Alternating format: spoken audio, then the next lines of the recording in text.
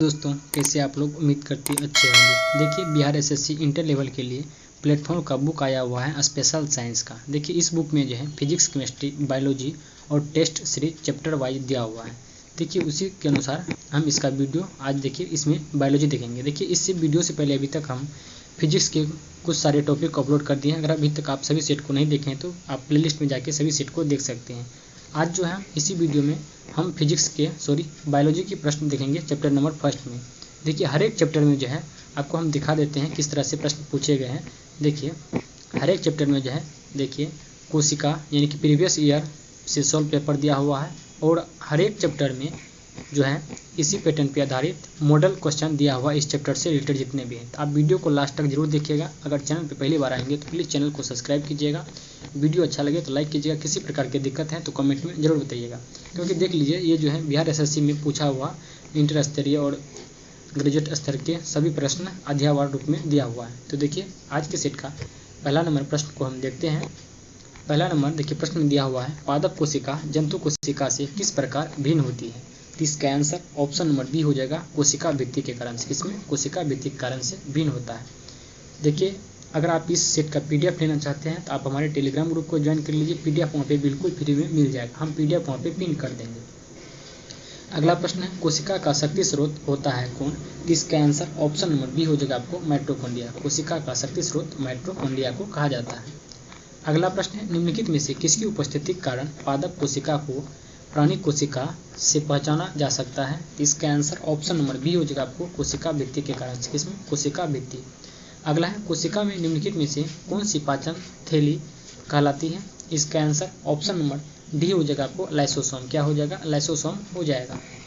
अगला प्रश्न है 5 नंबर, कार्क कोशिकाओं की भित्ति पर जमा हुआ पदार्थ होता है कौन। इसका आंसर ऑप्शन नंबर बी हो जाएगा आपको, सुबेरिन। क्या हो जाएगा? सुबेरिन हो जाएगा।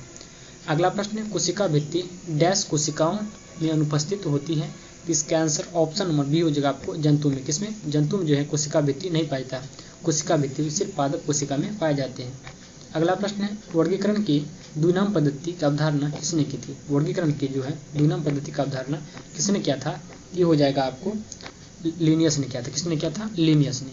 अगला प्रश्न है, कोशिका यानी कि पूर्ण सत्ता की अवधारणा प्रयुक्त करने वाले वैज्ञानिक है कौन। इसका आंसर ऑप्शन नंबर सी हो जाएगा, हेबरलैंड। कौन होगा? हेबरलैंड हो जाएंगे। अगला है, कौन सी कोशिका पादप एवं जंतु कोशिका में विभेदन करता है। तो इसका आंसर ऑप्शन नंबर सी हो जाएगा, यानी कि कोशिका भित्ति। कोशिका भित्ति जो है केवल पादप कोशिका में पाए जाते हैं, ना कि जंतु कोशिका में पाए जाते हैं। अगला प्रश्न है, डैश कोशिकाओं में डीएनए होते हैं। इसका आंसर ऑप्शन नंबर बी हो जाएगा आपको, केंद्रक। केंद्रक में क्या होते हैं? डीएनए। अगला है, किस कोशिकाओं को कोशिका की आत्महत्या की थैली के नाम से जाना जाता है। इसका आंसर ऑप्शन नंबर ए हो जाएगा, लाइसोसोम। आत्महत्या की थैली किसे कहा जाता है? लाइसोसोम को कहा जाता है। अगला प्रश्न है, सही क्रम को चुनिए।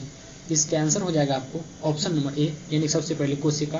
कोशिका ढेर सारे मिलकर उत्तक का निर्माण करते हैं, उत्तक कई सारे मिलकर अंग का निर्माण करते हैं और कई सारे अंग मिलकर अंग प्रणाली का निर्माण करते हैं। ऑप्शन नंबर ए इसका बिल्कुल करेक्ट हो जाएगा। देखिए अगर वीडियो आपको पसंद आए होंगे तो प्लीज़ वीडियो को लाइक जरूर कीजिएगा और चैनल पहले सब्सक्राइब जरूर कीजिएगा। अपने दोस्तों की वीडियो को शेयर जरूर कीजिएगा। देखिए अब हम इसी वीडियो में इस चैप्टर से रिलेटेड जितने भी मॉडल क्वेश्चन हैं उस सभी क्वेश्चन को देखेंगे।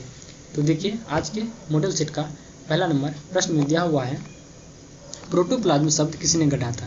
यानी प्रोटोप्लाज्म शब्द जो है या किसने गढ़ा था, ये हो जाएगा आपको, यानी कि जोहान्स इवेंजेलिस्ट पुरकिंजे ने, यानी जोहान्स पुरकिंजे, आप याद रखिए इतना ही, जोहान्स पुरकिंजे ने गढ़ा था। अगला प्रश्न है, निम्नलिखित में से कौन सा ऑर्गेनेल किसी भी बाह्य सामग्री को पचाकर कोशिका को साफ रखने में सहायता होती है तथा साथ ही कोशिकाओं को क्लांत भी करता है। इसके आंसर ऑप्शन नंबर बी हो जाएगा आपको, लाइसोसोम। कौन रखता है? लाइसोसोम रखता है। अगला प्रश्न प्रसंख्या 3, पादप कोशिकाओं की भित्ति डैश की बनी होती है। पादप कोशिका जो भित्ति है या किसकी बनी होती है, तो हो जाएगा आपको सेल्यूलोज का। किसका? पादप कोशिका की भित्ति होता है ये सेल्यूलोज का बना होता है। अगला है, केंद्रक और कोशिका झिल्ली के बीच भरे हुए जेली पदार्थ को क्या कहा जाता है। इसका आंसर ऑप्शन नंबर डी हो जाएगा आपको, साइटोप्लाज्म कहा जाता है। किसे कहा जाता है? साइटोप्लाज्म।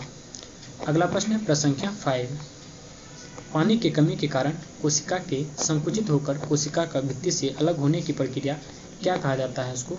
ये हो जाएगा आपको, उसे प्लाज्मोलिसिस कहा जाता है। क्या कहता है? प्लाज्मोलिसिस। अगला प्रश्न देखते हैं प्रश्न संख्या 6, रॉबर्ट हुक के द्वारा कोशिका की खोज किस प्रकार की गई है? तो इसका आंसर ऑप्शन नंबर डी हो जाएगा, आपको कोर्ट का निरीक्षण करते हुए किया गया है। किसमें? कोर्ट का निरीक्षण करते हुए।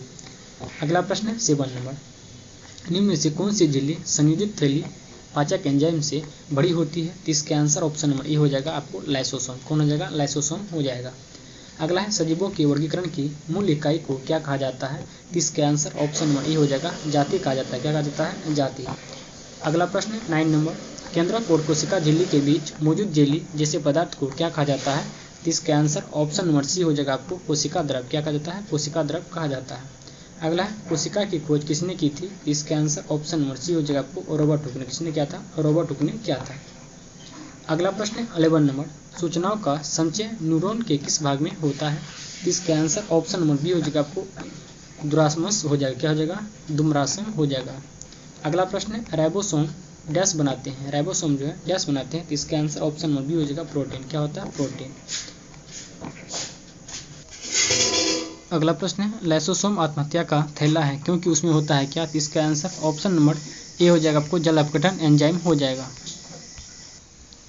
अगला प्रश्न है आरएनए की संरचना में डीएनए में उपस्थित थायमिन के स्थान पर होता है क्या? तो इसका आंसर ऑप्शन नंबर डी हो जाएगा, आपको यूरेसिल। क्या हो जाएगा? यूरेसिल हो जाएगा। अगला प्रश्न है प्रश्न संख्या 15, प्लाज्मा झिल्ली है क्या? तो इसका आंसर ऑप्शन नंबर सी हो जाएगा, यानी कोशिका में जल खनिज लवणों के प्रवेश या निकास को नियंत्रित करता है। तो इसका आंसर ऑप्शन नंबर सी बिल्कुल करेक्ट हो जाएगा। अगला प्रश्न देखते हैं प्रश्न संख्या 16। प्रश्न संख्या 16 में देखिए दिया हुआ है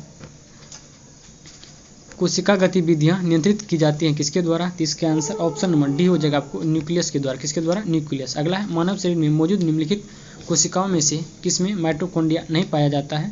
तो इसका आंसर ऑप्शन नंबर ए हो जाएगा, लाल रक्त कोशिका। कौन हो जाएगा? लाल रक्त कोशिका हो जाएगा।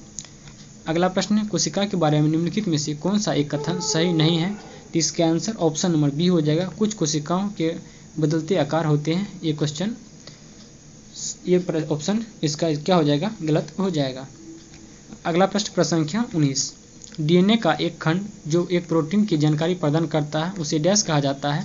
तो इसका आंसर ऑप्शन नंबर सी हो जाएगा, उसे जीन कहा जाता है। क्या कहा जाता है? उसे जीन। अगला है किस कोशिका ऑर्गेनल का कोशिका का मास्टर कहा जाता है? तो इसका आंसर ऑप्शन नंबर डी हो जाएगा, आपको नाभिक को। किसे कहा जाता है? नाभिक को कहा जाता है।